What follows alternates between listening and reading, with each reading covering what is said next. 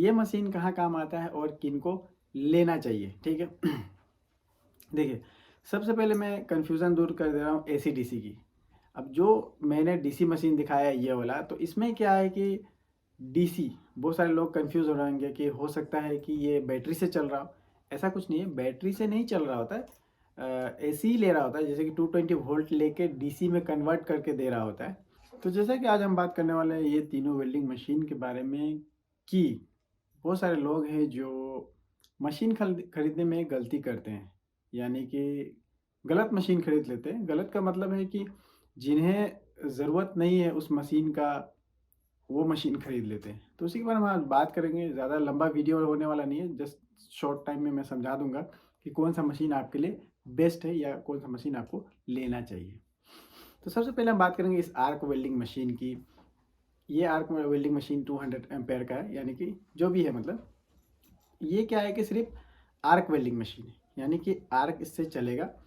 कितना नंबर तक चलेगा वो कंफर्म कर दे रहा हूँ। जैसे कि अगर रॉड के हिसाब जानते हैं आप, 10 नंबर, 8 नंबर या 12 नंबर, तो इसमें समझ लीजिए 12 नंबर रॉड आराम से चल जाएगा, कोई दिक्कत नहीं है। और उससे ऊपर चलाना चाहेंगे तो शायद 10 नंबर चल जाए, लेकिन अच्छे से नहीं चल पाएगा। समझ लीजिए कि मतलब 12 नंबर रॉड चल जाएगा, यानी कि 12 नंबर का अगर काम है आपका, क्योंकि आप अगर वेल्डर हैं, मशीन खरीदने जाने, तो इतना तो ज़रूर आपको पता है कि 12 नंबर का जो रॉड है वो क्या काम कर सकता है और किस काम में आ सकता है, ठीक है। तो इतना समझ लीजिए। तो ये कन्फ्यूज़न दूर हो रहा है। लेकिन साथ ही साथ मैं कहूँगा कि अगर आप स्टील के लिए ले रहे हैं, जैसे कि स्टील के लिए अगर ले रहे हैं, तो उसमें क्या है, 308L रॉड यूज़ होता है, मोस्टली वही होता है। तो क्या है कि आप वो ले सकते हैं, मतलब उसके लिए अगर आप ले रहे हैं कि 308L रॉड जो है एसएस में जो लगता है, वो उसके लिए आप ले सकते हैं। मशीन आराम से चलेगा, कोई दिक्कत नहीं है। जो 12 नंबर का रॉड रहता है उससे हल्का मोटा ही रहता है, तभी भी चल जाता है, अच्छे से चलता है, मतलब कोई दिक्कत नहीं है। और 200 एम्पेयर देता है ये। अब बात कर लेते हैं कि जिन्हें टिक वेल्डिंग मशीन चाहिए, डीसी की बात कर रहा हूँ मैं, ये इस मशीन की बात कर रहा हूँ। तो ये वेल्डिंग मशीन जो है ये डीसी मशीन है। बाकी एसी डीसी के बारे में बात करेंगे, तो ये समझ लीजिए कि ये जो डीसी मशीन चाहिए आपको, और उसमें क्या है कि आर्क भी चाहिए आपको, आर्गन भी चाहिए, तो उसके लिए आप ये मशीन ले सकते हैं, यानी कि 200 एम्पेयर का मशीन आप ले सकते हैं। जैसे कि अगर स्टील में काम करना हो आपको, तो आर्गन वेल्डिंग भी मारना हो, यानी कि टिक वेल्डिंग या आर्गन वेल्डिंग दोनों को सेम ही कहा जाता है, ठीक है। तो अगर मान लेते हैं कि आपको दोनों एक साथ चाहिए हो और डीसी में चाहिए हो, तो आप ये वेल्डिंग मशीन ले सकते हैं। जैसे कि 200 एम्पेयर है ये भी। इसमें अगर आप चाहे तो 300 भी ले सकते हैं, अगर ज़्यादा काम है तो ज़्यादा काम का मतलब क्या है कि अगर कंटिन्यू काम है, जैसे कि दिन भर काम है आपको, 12 घंटा आपका मशीन चलने वाला है, स्टार्टअप अगर कर रहे हैं तो ये मशीन आप ले सकते हैं। लेकिन आपका काम चल रहा है पहले से और आप वर्कशॉप के ओनर हैं, तो आपको नॉलेज नहीं है, तो आप मशीन 300 का ले सकते हैं। क्योंकि उसके हिसाब से मतलब बता दे रहा हूँ, काम के हिसाब से, क्योंकि जो नए हैं वो तो स्टार्टअप ही कर रहे होंगे, तो 200 एम्पेयर काफ़ी है, ये मशीन आप ले सकते हैं स्टील में। और एमएस में भी यूज़ करने के लिए 10 नंबर का रॉड इसमें आराम से चल जाएगा, लेकिन 8 नंबर नहीं चलेगा। तो ये भी कन्फ्यूज़न दूर हो गया होगा। अगर इससे रिलेटेड कोई भी आपको सवाल है तो आप पूछ सकते हैं कमेंट्स में, ठीक है। अब बात करते हैं हम टिक वेल्डिंग एसी डीसी, यानी कि इस मशीन की हम बात करेंगे कि ये मशीन कहाँ काम आता है और किनको लेना चाहिए, ठीक है। देखिए, सबसे पहले मैं कन्फ्यूज़न दूर कर दे रहा हूँ एसी डीसी की। अब जो मैंने डीसी मशीन दिखाया है ये वाला, तो इसमें क्या है कि डीसी बहुत सारे लोग कंफ्यूज हो रहेंगे कि हो सकता है कि ये बैटरी से चल रहा हो।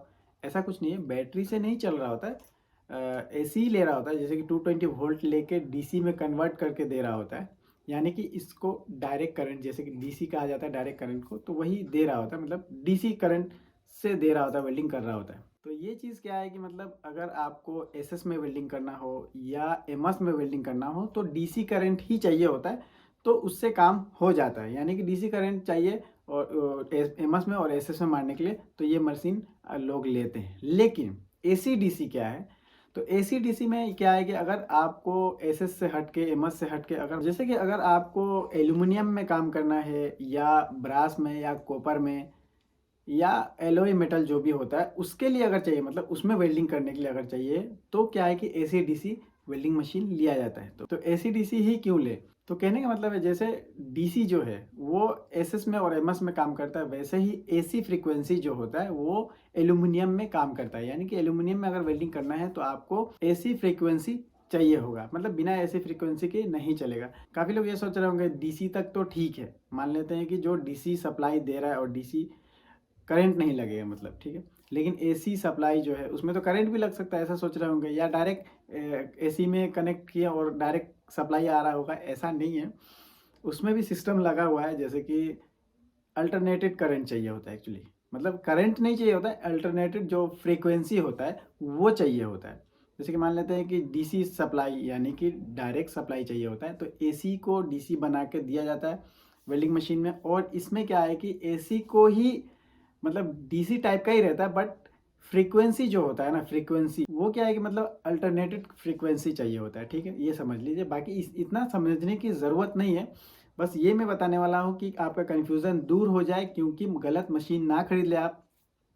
तो ये मशीन आप ले सकते हैं, जो मशीन मैं दिखा रहा हूँ अभी, ये मशीन आप ले सकते हैं। 215 एम्पेयर का है और 250 एम्पेयर का है ये, और अच्छा काम कर जाता है। तो इसमें क्या है कि आर्क का भी ऑप्शन रहता है, अगर लगता है कि आपको कि आर्क और आर्गन दोनों ही चाहिए इसमें भी, यानी कि टिग और आर्क दोनों चाहिए, तो वो भी मिल जाता है। बट मैं जो यूज़ कर रहा हूँ ये, इसमें सिर्फ टिग है यानी कि आर्गन है। तो इसे लेने से ये फ़ायदा होता है कि थोड़ा कॉस्ट कम रहता है, ठीक है। लेकिन मोस्टली मशीन में आर्गन आर्क दोनों ही आता है, एसी डीसी में हो या सिर्फ डीसी में हो। तो इन्हीं चीज़ों का कन्फ्यूज़न रहता है बहुत सारे लोगों को कि कौन सी मशीन लेना चाहिए और किनको कौन सा मशीन का ज़रूरत है।